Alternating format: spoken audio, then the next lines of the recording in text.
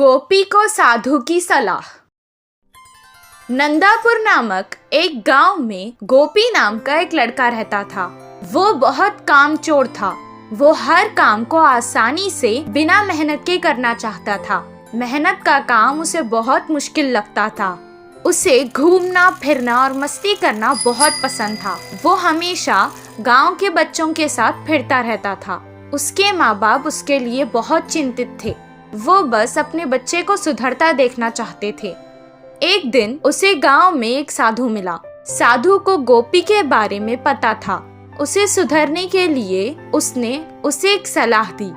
तुम बहुत अमीर हो जाओगे अगर तुमने मेरी ये बात मान ली तो। अपने गांव के बाईं तरफ एक आम का पेड़ है। उसके 10 कदम पर अगर तुम खोदना शुरू करोगे तो तुम्हें वहाँ सोने का खजाना मिलेगा।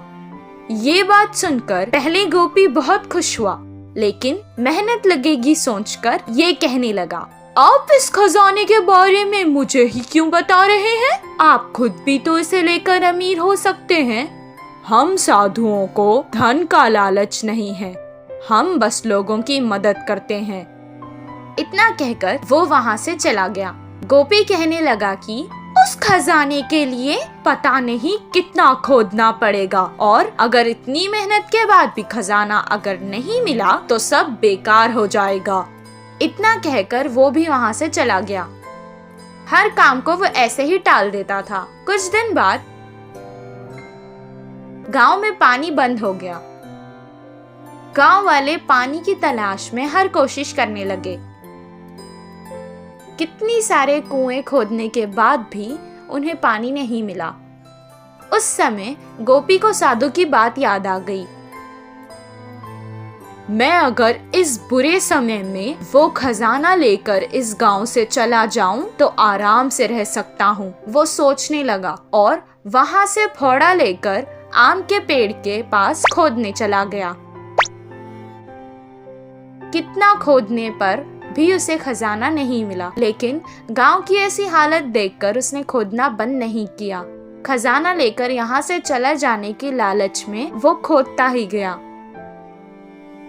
4 दिन तक खोदने के बाद उसके पैरों के नीचे उसे पानी महसूस हुआ। कुछ देर बाद उस घड़े में पानी भरने लगा। वो तुरंत उस घड़े से बाहर निकल गया। पानी कुएं की तरह उस घड़े में भर गया। इस बात का पता गांव में लगते ही सारे गांव वाले आकर उस कुएं को देखने लगे। गांव वालों की जान बचाने के लिए सबने उसे कुछ न कुछ उपहार भी दिया। मेहनत के बाद शाबाशी के साथ साथ उसे इनाम में मिला, जिससे वो बहुत खुश हुआ और इस दिन से वो मेहनत के काम करने लगा। गोपी के कुएं से उस गांव की परेशानी भी खत्म हो गई और सब खुशी खुशी रहने लगे।